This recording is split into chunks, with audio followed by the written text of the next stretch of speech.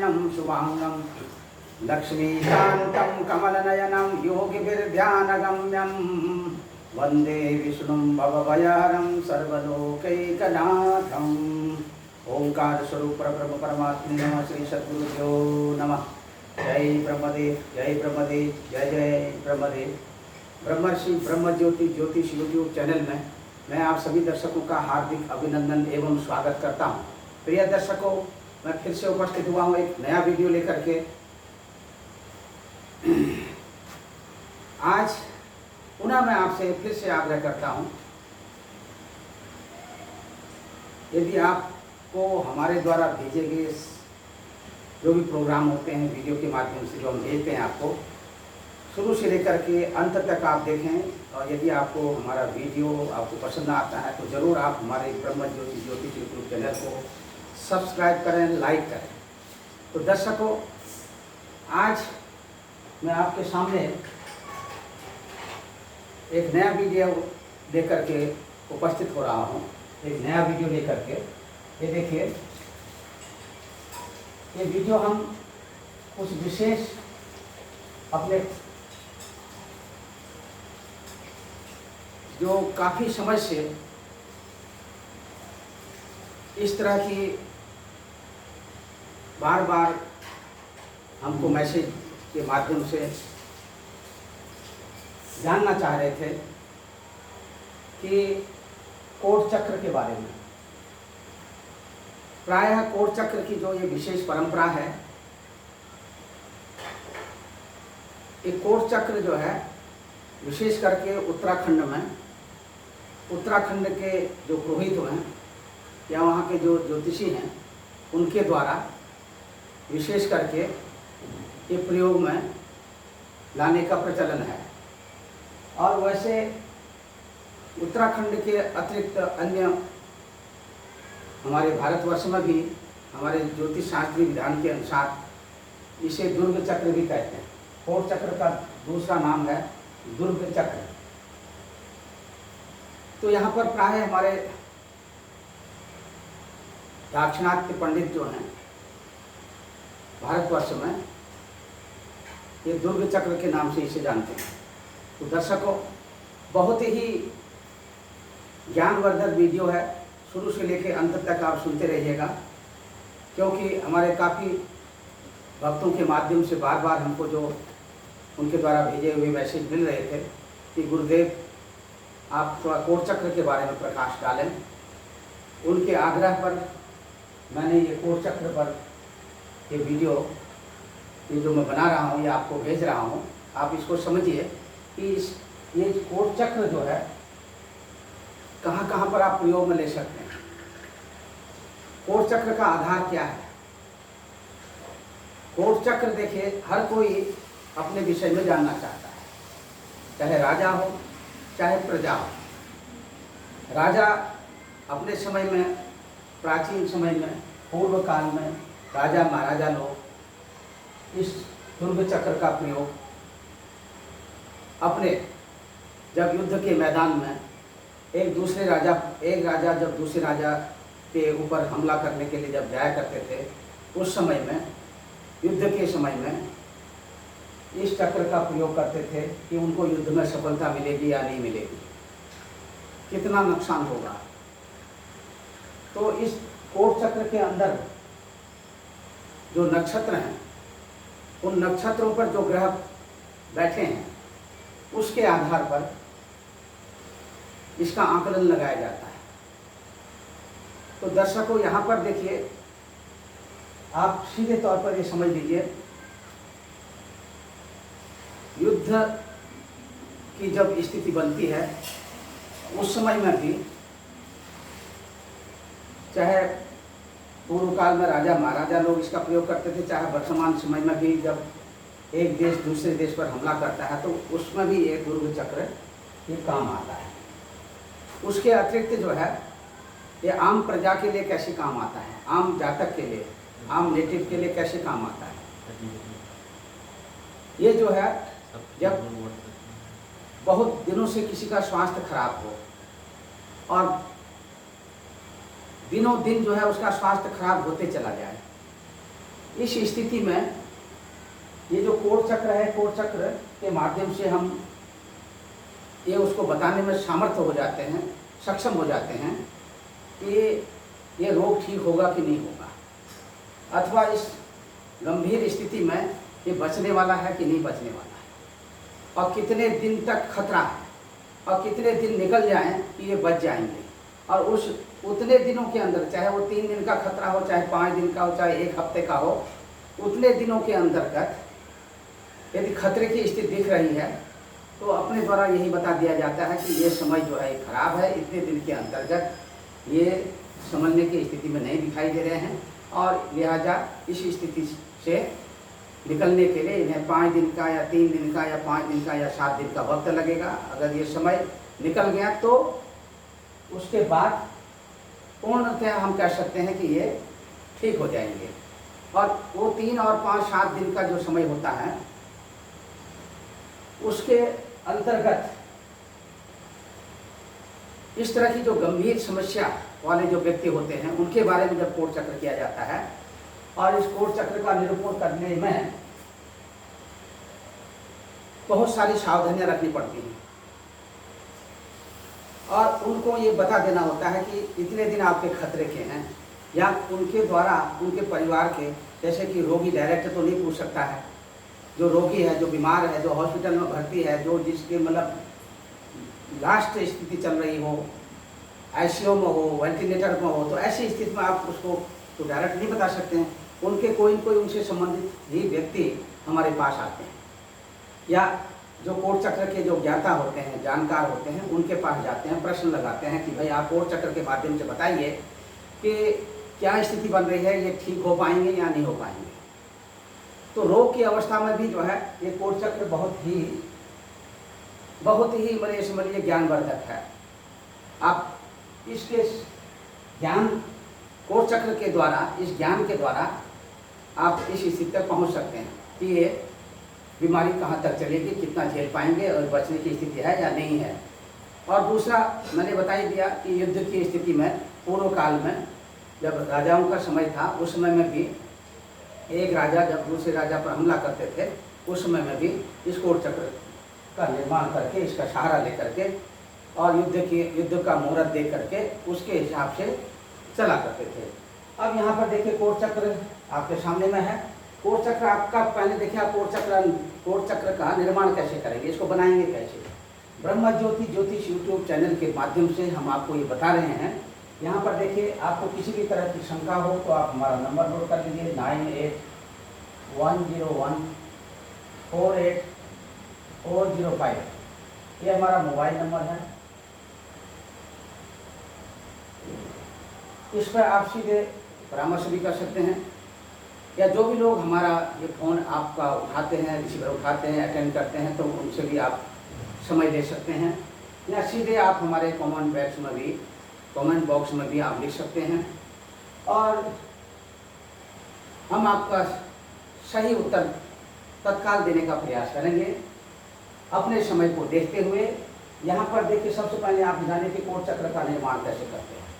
Coat चक्र के निर्माण के लिए ये देखिए 1, 2 और 3 और 4 इस तरह के 4 कोष्ठक बनाए जाते हैं। ये देखिए हमने ये बना रखा है, पहला कोष्ठक है ये अंदर वाला, ये पहला कोष्ठक है। इसके बाद ये दूसरा कोष्ठक है, ये चौकोर खाना। ये फिर तीसरा चौकोर खाना है, देखिए चौकोर। फिर इसके बाद में ये चौथा। इस तरह से एक देखिए 1 और 2, 3 और ये 4 कोष्ठक हो गए। अब इसमें परंपरा यह है कि जिस किसी के बारे में भी जानना हो, या जिस समय के बारे में जानना हो, और उतने समय का तत्कालिक, अब जरूरी नहीं है कि किसी का जन्म बहुत पहले हो गया हो, आज से 10 साल पहले या 20 साल पहले हो गया हो, अब उसके बारे में जानना है तो हम वहाँ पर, और फिर आज किसी का जन्म हो रहा है उसके बारे में भी जानकारी करनी है कि ये बच्चा सही सलामत रहेगा या नहीं रहेगा।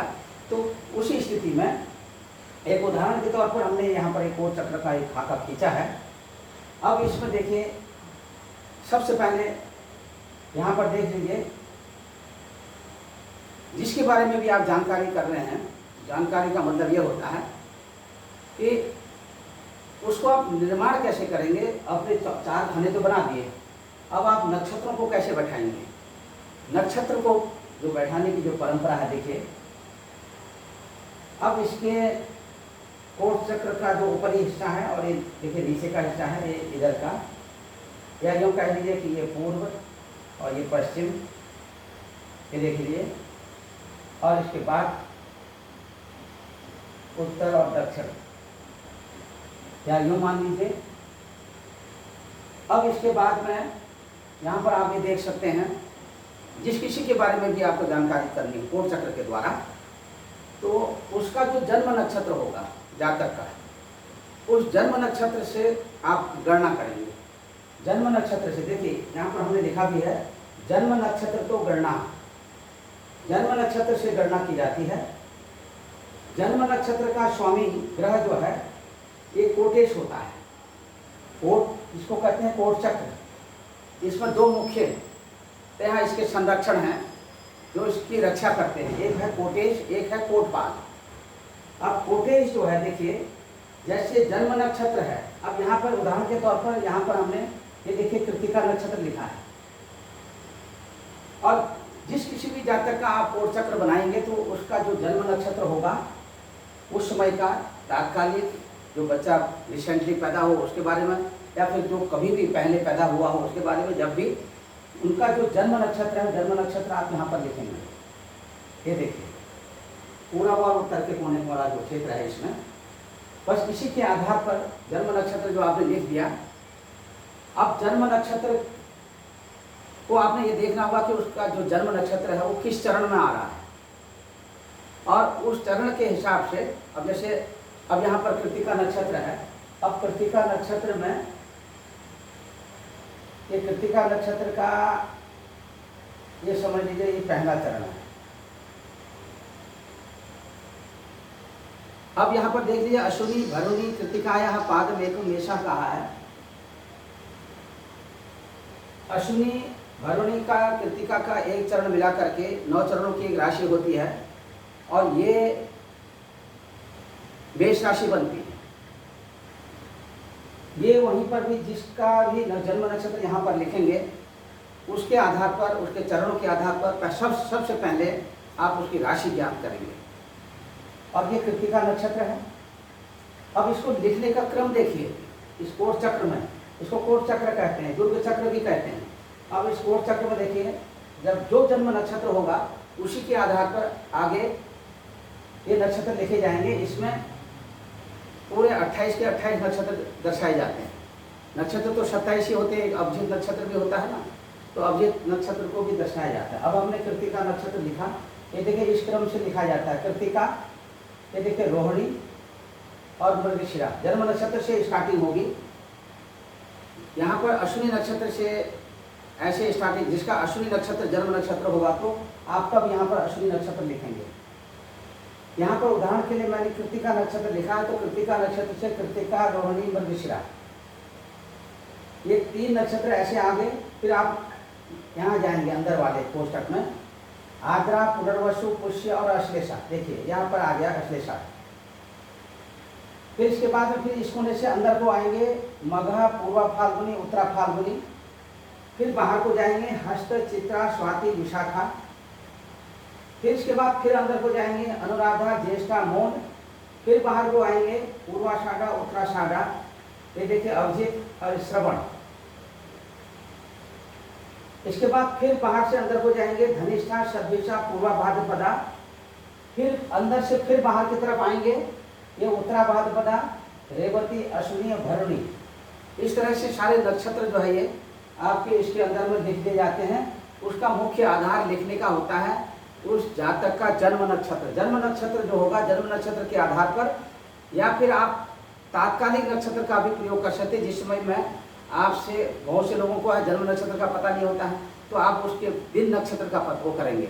दिन नक्षत्र के आधार पर दिन नक्षत्र को यहाँ पर दर्शाएंगे, और दिन नक्षत्र के आधार पर उस समय में जब आपने तात्कालिक कोट चक्र करना है और कि उस समय में क्या स्थिति बन रही है, जो प्रश्न पूछा जा रहा है उसके आधार पर प्रश्न का प्रभाव जो सकारात्मक है कि नकारात्मक है, ये आप उसमें में यहाँ पर तात्कालिक नक्षत्र भी उसका दिन नक्षत्र जो होगा उस दिन का, चाहे वो अश्विनी हो, चाहे भरुणी हो, चाहे कृतिका हो, चाहे रोहिणी हो, तो दर्शकों ये यहाँ पर लिखा जाएगा। उसके आधार पर ऐसे नक्षत्रों की गणना मतलब लिखी जाएगी। अब फिर इसके बाद में फिर क्या होगा, ये देखिए कृतिका नक्षत्र जो है अब हमने यहाँ पर दर्शाया, इसके आधार पर हमने सारे नक्षत्र दर्शा दिए। अब यहाँ पर देखिए, यहाँ पर क्या है, एक ये जो हमने चार्ट बना रखा है, उदाहरण के तौर पर आषाढ़ कृष्ण पक्ष अष्टमी शुक्रवार, उस दिन के मैंने ग्रह लिए हैं, और लेकिन मैंने यहाँ पर एक काल्पनिक नक्षत्र लिया है, किसी का भी जन्म नक्षत्र लिया है कृतिका नक्षत्र। बाकी मैंने जो ग्रह हैं, ये जो ट्रांजिट टाइम में जिस तरह से ग्रह चल रहे हैं पंचांग में, आप भी पंचांग का सहारा ले सकते हैं। पंचांग में जो दैनिक ग्रह स्पष्ट होते हैं वो सारे ग्रह स्पष्ट जो हैं दैनिक ग्रह स्पष्ट, उन ग्रह स्पष्टों के नीचे में जो है कौन सा ग्रह इस नक्षत्र में कौन से चरण में विचरण कर रहा है, वर्तमान में ट्रांजिट कर रहा है, वो लिखा होता है। उसके आधार पर आप यहाँ पर चरणों को लिख सकते हैं। अब इसी के साथ में देखिए, यहाँ पर हमने जब ये दर्शा दिया, अब यहाँ पर आपको देखना यह है कि अश्विनी भरुणी कृतिका पादे मेषा, इस प्रकार इस रीति से इस जातक की जो हमें बना रहे कोट चक्र, इनकी मेष राशि होगी। मेष राशि का जो स्वामी है, मेष राशि का स्वामी मंगल ग्रह है, तो मंगल ग्रह है, मंगल, इसलिए यहाँ पर क्या हो गया, कोटेश हो गया। यानी कि जो आपका जन्म नक्षत्र है या तात्कालिक जो भी नक्षत्र है, आप उसको कोटेश कहेंगे, और उस नक्षत्र के साथ जो राशि बनेगी, उस राशि का जो स्वामी ग्रह होगा वो कोटेश कहलाएगा। इसीलिए यहाँ पर जो कोटेश हैं, देखिए कोटेश के लिए नियम है हमेशा, ये देखिए कोटेश जो है, कोटेश कोट के मध्य में, कोटेश जो है कोट के मध्य में, बीचों बीच में, और कोटपाल बाहर होना चाहिए। तो कोट का जो है यानी खतरा नहीं रहता है, उस व्यक्ति को खतरा नहीं होता है। कोटपाल अगर बाहर से रक्षा कर रहे हैं अपने दुर्ग की, और कोटेश जो है, कोट का जो ईश है वो अंदर अपना विराजमान है, तो कोटपाल से अंदर कोई खतरा होने वाला नहीं है। अब इस स्थिति में ये देखा जाता है। तो अब कोटपाल क्या चीज़ है, कोटपाल क्या है कि देखिए, आपने जन्म नक्षत्र के आधार पर अथवा तात्कालिक जिस नक्षत्र के आधार पर आप कोट चक्र का निर्माण कर रहे हैं, उस पर यहाँ पर उदाहरण के तौर पर हमने देखा अश्विनी भरुणी कृतिका, चूचे चोला अश्विनी लीलो लेलो भरणी आ, मतलब जिस अक्षर से नाम अक्षर आ रहा है वो देखा जाता है किस वर्ग में पड़ रहा है। देखिए वर्ग कितने हैं, देखिए यहाँ पर देखिए अवर्ग है, और अब यहाँ पर उस वर्ग का जो स्वामी होगा वो कोटपाल होगा। यहाँ पर हमारा जो है कृतिका नक्षत्र का पहला चरण जो है अ अक्षर में आ रहा है, तो अ अक्षर के साथ यहाँ पर हमारे अवर्ग का इनका हमारा यहाँ पर जिस कोट चक्र के आधार पर यहाँ पर जो कोटपाल है ये सूर्य देवता है, भगवान सूर्य देवता कोटपाल है। देखिए अब ये थोड़ा सा क्या है, फिर इसके बाद क वर्ग है, क वर्ग काखा गागा अणु, च वर्ग चाचा जाजा नो, टाठा डाठा अणु, ट वर्ग ताता दादा नो, त वर्ग पापा बाबा मो। ये इस तरह से जो व्याकरण के ज्ञाता होते हैं उनको भी इन वर्गों का विशेष ज्ञान होता है, संस्कृत में विशेष करके जिनकी जानकारी होती है। तो अ वर्ग क वर्ग, ये जो है क वर्ग के जो हो सकता है उनको ज्योतिष से संबंधित थोड़ा सा ना हो, लेकिन वर्ग के संबंधित की जो है उनको सारे फार्मूले जो है अपने जो व्याकरणी रहते हैं, व्याकरण के ज्ञाता होते हैं संस्कृत के, तो उनको सब पता होता है। तो वहाँ पर भी सूत्र का जो है ये सब समन्वय होता है। और यहाँ पर क वर्ग के स्वामी भौम देवता है, च वर्ग के स्वामी शुक्र देवता, ट वर्ग के स्वामी बुध देवता, त वर्ग के स्वामी गुरु देवता बृहस्पति देवता, प वर्ग स्वामी जो है शनि, और य से लेकर स तक इस वर्गयोश चंद्र, य से स तक य र ल व स ह छ तक, ये देखिए यहाँ तक छ तक, य र ल व से छ तक के स्वामी जो है देवता चंद्रमा देवता है। अब ये सारे जो ये हैं आपके, जो जिस वर्ग में आपका अक्षर आएगा उस वर्ग में एक क्रम से, अगर अ वर्ग है तो सूर्य देवता होंगे, ये कोटपाल कहलाएंगे। क वर्ग में भौम देवता कोटपाल कहलाएंगे। च वर्ग में शुक्र देवता कोटपाल कहलाएंगे। ट वर्ग में बुध देवता कोटपाल कहलाएंगे। त वर्ग में गुरु देवता कोटपाल कहलाएंगे। प वर्ग में शनि देवता। इसी तरह से य से य वर्ग चंद्रा, ये चंद्रमा जो है कोटपाल कहलाएंगे। य नव, ये देखिए य नव से 6 तक ये स्वामी इनके चंद्रमा है, तो आप चंद्रमा कोटपाल कहलाएंगे। अब यहाँ पर देखिए हमने जो निर्माण कर रखा है, अब यहाँ पर ये देख सकते हैं। अब इसमें एक तरीका और है जानने का कि आपने इस तरह से नक्षत्र लिख दिए, अब आपने तात्कालिक ग्रह लिखने हैं कि कौन सा ग्रह किस नक्षत्र में ट्रांजिट कर रहा है। जिस समय में आप कोटपाल का निर्माण कर रहे हैं, जिस पर आप कोट चक्र का निर्माण कर रहे हैं, आप कोटपाल और कोटेश को जान रहे हैं कि कहाँ पर है, उसके कहाँ पर हैं, कहाँ पर विचरण कर रहे हैं। उसके लिए आप क्या करेंगे, इस तरह से नक्षत्रों को अलग अलग दिशाओं में लिखने के पश्चात जो मैंने क्रम बताया लिखने का, इसी क्रम में लिखेंगे। अगर गलत क्रम में लिखेंगे तो फिर गलत हो जाएगा। तो इसके साथ में फिर जो है अब आपने देखना है कि इसमें में देखिए, इसमें वर्तमान समय में देखिए आद्रा नक्षत्र में सूर्य देवता देखिए ट्रांजिट कर रहे हैं, मिथुन राशि में सूर्य विचरण कर रहे हैं स्वयं में। अब आद्रा नक्षत्र हमारा देखिए एक अंदर कोट, जहाँ पर कोटपाल का स्थान है, यहाँ पर आ रहा है। और हमारे जो है अवर्ग के स्वामी जो है ये सूर्य देवता हैं, इसीलिए इस कोट चक्र के आधार पर कोटपाल भी हमारे सूर्य या कोटपाल अंदर है। अब कोटपाल सूर्य देवता को अंदर नहीं रहना चाहिए था, और ये सूर्य देवता अंदर हैं, इस गणितीय प्रक्रिया कोट चक्र के हिसाब से अंदर हैं। इसका मतलब इनको बाहर होना चाहिए था, बाहर नहीं अंदर हैं। इसीलिए इसमें आप थोड़ा सा ये जान के चलेंगे कि ये खतरा है उस रोगी के लिए, अथवा उस समय की स्थिति को देखते अगर कहीं युद्ध होने जा रहा है, युद्ध में मतलब कोई अच्छा संदेश मिलने की स्थिति नहीं है, तो अधिक संख्या में उस युद्ध में लोग जो है मारे जाएंगे अथवा राजा पराजित हो जाएगा, इस तरह की स्थिति बनेगी। ये सूर्य जो है यहाँ न होकर के बाहर होना चाहिए, बाहर से। और अब देखिए यहाँ पर लिखा है कोटपाल को जो है, जो कोटपाल हैं उनको बाहर होना चाहिए, तो कोर्ट का भय नहीं होता है।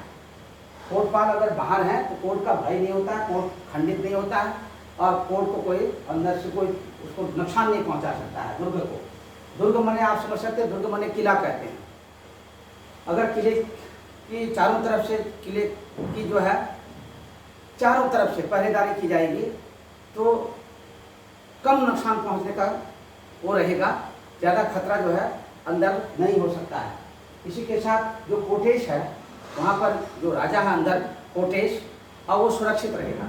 जब राजा सुरक्षित रहेगा तो राजा सुरक्षित रहना जरूरी है, तो प्रजा अपने आप सुरक्षित रहेगी। इसमें ये स्थिति देखी जाती है। इसी तरह से यहाँ पर जो है थोड़ा सा ये स्थिति ठीक नहीं दिख रही है। अभी देखिए इसके साथ में अब यहाँ पर अलग अलग ग्रहों का हमने किया है। ये अब ये मंगल देवता को देख लीजिए। मंगल देवता जो है ये इसमें कर्क राशि में विचरण कर रहे हैं, अश्लेषा नक्षत्र में, अश्लेषा नक्षत्र के पहले चरण में कर्क राशि में। अब 20 तारीख यानी कि 20 जुलाई को मंगल देवता फिर सिंह राशि में प्रवेश करेंगे अगले नक्षत्र में। इसीलिए अश्लेषा नक्षत्र से फिर मघा नक्षत्र में आने में अभी वक्त लगेगा, क्योंकि 20 जुलाई तक आने में बहुत समय है। इसीलिए ये मंगल देवता यहीं पर बने रहेंगे। हालांकि मंगल देवता का यहाँ पर रहना एक तरह से ठीक है, क्योंकि यहाँ पर देखिए हमने दर्शाया है, इससे विपरीत हो यानी कोटपाल बाहर हो, कोर्ट का भय नहीं होता। अगर इससे विपरीत हो तो भय होता है। अगर इससे उल्टा है यानी कि कोटपाल अंदर है और कोटेश बाहर है, ठीक ऐसी स्थिति है, विपरीत स्थिति है, तो यहाँ पर खतरा है। और इसलिए ये देखिए युद्ध में, रोग में जो है यह विचार विशेष करके करना चाहिए, और ये किया भी जाता है। आज भी काफ़ी जो जानकार हैं इस विषय के वो करते हैं। और पाप ग्रह जो है ये दुर्ग के भीतर हो तो दुर्ग भंग हो जाता है।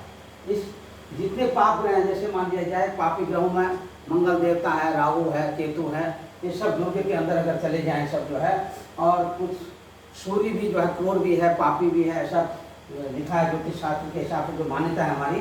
तो ये अपने कोर्ट के अंदर, दुर्ग के अंदर सारे ग्रह पापी ग्रह हों और संसर्ग के प्रभाव से जो है बुध भी पापी हो जाता है। जैसे ग्रह के पास साथ बैठ जाए वैसा ही वो अपना वो बना लेता है और ऐसा ही व्यवहार करने लग जाता है संसर्ग के दोष के कारण।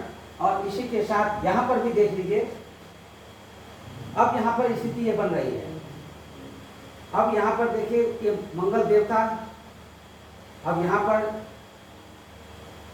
दूसरा ये देख लीजिए बुध देवता को देख लीजिए। बुध देवता यहाँ पर इसमें मृगशिरा के पहले चरण में है, मृगशिरा के दूसरे चरण में यहाँ पर देख लीजिए पहले चरण में है ये वृषभ राशि में। ये 7 जुलाई को जो है मिथुन राशि में आएंगे, 7 जुलाई को। अभी देखिए 7 जुलाई का मतलब है कि अभी जुलाई 7 जो है ये नज़दीक में ही है। तो आज 6 तारीख है और कल 7 जुलाई है। तो मतलब यानी कि बुध देवता अपने यहाँ से थोड़ा सा स्थान परिवर्तन करके मिथुन राशि में आ जाएंगे, लेकिन उनका चरण भी बदल जाएगा। और अभी फिलहाल की जो पोजीशन बनी है, बुध देवता यहाँ पर हैं, अंदर में है, कोई विशेष खतरे वाली बात नहीं है। फिर भी संसर्ग दोष जो मैंने बताया उसके आधार पर अभी सावधानी रखने की आवश्यकता है। और इसी के साथ अब देखिए यहाँ पर ये देख लीजिए गुरु देवता को देखिए, यहाँ पर गुरु पहले चरण में, ये यहाँ पर देखिए पहले चरण में है। श्रवण धनिष्ठा शतभिषा नक्षत्र पर, ये शतभिषा नक्षत्र देखिए गुरु देवता विचरण कर रहे हैं पहले चरण में। अभी जो है ये यहाँ बने रहेंगे इस कोट चक्र के आधार पर। अभी क्योंकि जिस समय का ये तात्कालिक कोट चक्र का बनाया गया, इसका निर्माण किया है, उसके आधार पर जो है ये स्थिति बन रही है। अगर ये शुभ ग्रह थोड़ा अंदर होते हैं तो इसकी कुछ बात ही अलग हो जाती है सुरक्षा के दृष्टिकोण से। दुर्ग का, किला का, यानी कि कोट चक्र का, इस कोट की जो सुरक्षा है, शुभ ग्रह जितने अंदर होंगे आपके कोट चक्र में, आपके दुर्ग चक्र में जो है उतना बल मिलेगा, उतनी ताकत मिलेगी। और यहाँ पर स्थिति ये बन रही है। और शुक्र देवता भी देखिए, शुक्र देवता देखिए ये पुख्य नक्षत्र पर, और ये तीसरे चरण में है। ये 17 जुलाई के दिन जो है ये यहाँ से फिर आगे विचरण कर जाएंगे दूसरे नक्षत्र में। और ये इस नक्षत्र में जाएंगे, लेकिन यहाँ पर जो है ये 17 जुलाई को यहाँ से भी क्रॉस कर जाएंगे। अभी तो यहाँ से फिर अश्लेषा में, अश्लेषा से फिर जो है ये पुष्य अश्लेषांतम कर्क, यानी कर्क राशि में है इस समय में शुक्र देवता। फिर सिंह राशि में चले जाएंगे 17 जुलाई के दिन। तो ये नक्षत्र भी चेंज हो जाएगा, यहाँ आ जाएंगे ये मघा नक्षत्र के इसमें। तो ये जो है शुक्र देवता यहाँ आ जाएंगे फिर। लेकिन तब तक की जो स्थिति है, शुक्र देवता भी बाहर ही हैं। शुक्र देवता अगर अंदर हो तो थोड़ा सा कुछ ये दुर्ग की जो ताकत है वो और बढ़ जाती है। यहाँ पर भी ये कहीं कहीं से दुर्ग का भंग हो रहा है, पूरी तरह से स्थिति ठीक नहीं है अपने आप में। और शनि देवता देख लीजिए यहाँ पर, ये तीसरे चरण में है। यहाँ पर मकर राशि में है शनि देवता, अभी ट्रांजिट कर रहे हैं मकर राशि में शनि देवता गोचर में। और ये श्रवण नक्षत्र है, श्रवण नक्षत्र के हिसाब से यहाँ पर शनि अभी बने रहेंगे। हालांकि ये शनि देवता का यहाँ पर होना ये अच्छा है, बाहर है। और यही चीज़ स्थिति अंदर होती तो खतरा होता बहुत ज़्यादा। लेकिन खतरा तो यहाँ ऑलरेडी चल रहा है, क्योंकि देखिए कोटपाल अंदर फंसे हुए हैं, कोटेज बाहर हैं। अब यहाँ पर जो है ये स्थिति ये बन रही है। अब धीरे धीरे धीरे करके ये सारे ग्रहों की स्थिति जो है ये, अब यहाँ पर देखिए ये मृगशिरा नक्षत्र है, ये पहला चरण है। यहाँ पर ये केतु देवता है, देखिए ये भी बाहरी हैं वृषभ राशि में। वृषभ राशि में देखिए यहाँ पर राहु, देखिए अब यहाँ पर जो है ये कृतिका, रोहिणी, मृगशिरा नक्षत्र में है। ये मृगशिरा नक्षत्र में यहाँ पर ये बुध देवता है, बुध देवता। ये थोड़ा ये कहने में फर्क हो रहा है, ये बुध देवता है। इनके बारे में मैंने बता दिया यहाँ पर बुध देवता के बारे में। और इस समय में यहीं पर राहु का विचरण और वृश्चिक राशि में जो है केतु देवता का विचरण। ये है, देखिए ये ज्येष्ठा नक्षत्र है और ये अनुराधा नक्षत्र में, ये देखिए ये केतु देवता का, ये भी बाहरी है, ये अंदर नहीं है। ये है केतु देवता, देखिए के लिखा है, केतु देवता। इसी के साथ में यहाँ पर देखिए, यहाँ राहु देवता लिखा है, राहु देवता